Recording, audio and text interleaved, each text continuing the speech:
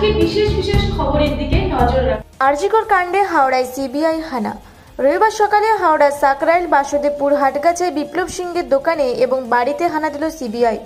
উল্লেখ্য, আরজিকর হাসপাতালের প্রাক্তন অধ্যক্ষ সন্দীপ ঘোষের বিরুদ্ধে ওঠা আর্থিক দুর্নীতির তদন্তে নেমেছে সিবিআই। রবিবার সাত সকালে সিবিআইয়ের একটি টিম সাকরাইলের বাসুদেবপুর ব্যবসায়ী বিপ্লব সিংয়ের বাড়িতে এবং দোকানে হানা দেয়।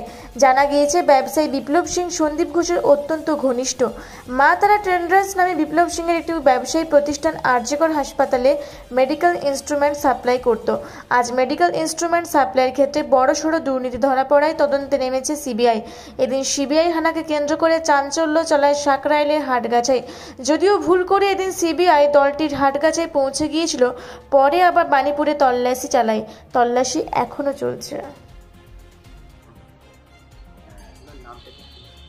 ওর নাম হচ্ছে, আমরা তো ডাক নাম বলু বলু জানি। বিপ্লব সিং ওর নামটা ভালো না, আমি বলু সিং বলু বলু করে ডাকতাম। পাড়ারই ছেলে।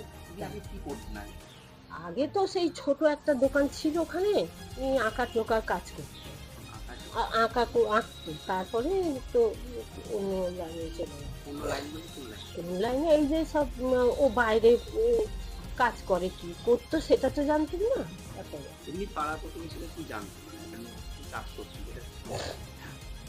উনি তো আগে আমি দেখেছি যে ও সেই একটা ছোট দোকান ছিল, সেখানে আঁকা টাকা সব হসপিটালের সব আঁকা ঝাঁকা সব জায়গায়, হাসপাতালে কেন এমনি কোনো জায়গা দিত, অনেক মানে দোকানে সবই খুব একটা না। ওর বাবা তো ইয়েতে কাজ করতো, ওই আরজি কলেজই বোধহয় মর্গে এতে কাজ করতো।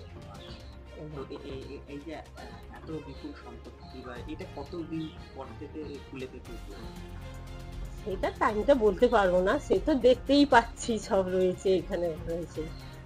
এমনি এখন কি করতে জানতেন? এখন তো বলে কলকাতায় দোকান আছে, ও কিসের দোকান, ওই সব দোকান। কথা তো সেরকম বলতাম না, একটা ঝামেলা আমাদের সঙ্গে হয়েছিল, সেরকম বলতে মনে করতাম না। দেখো, প্রথমে প্রতিবেশী হিসেবে দেখো ভালো, এমনি তো কথাবার্তা বলতো, ভালোই বলতো। ভেতরে কি এত এই তো এখন সব জানতে পারছি। ওরা হচ্ছে দু ভাই, এ হচ্ছে বড়, আর একজন আছে ওর ভাই, আর ওরা তিনজন, ওর মা আর আরো তিনজন। নিজের ভাই কত? দুজন। নিজের ভাই দুজন। উনি বড়। আমরা সেটা জানতাম না। ওষুধের কলকাতায় দোকান আছে, কিসের দোকান আছে, ও সব কাগজ ইয়েতে ওই আঁকা ঝাঁকার কাজ করতো, এইসব।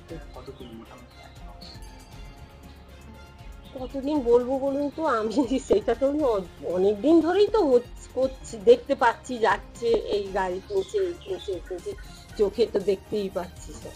মানে আগে সামান্য কাজ করতো বা প্রিন্টের কাজ করতো। হ্যাঁ, পর থেকে আস্তে আস্তে এই হচ্ছে। ওই দোকান আছে, ছোট দোকানও আছে ওখানে। প্রথম ফার্স্ট আমি এসে দেখতাম ওই আঁকা টাকা কাজ করতো।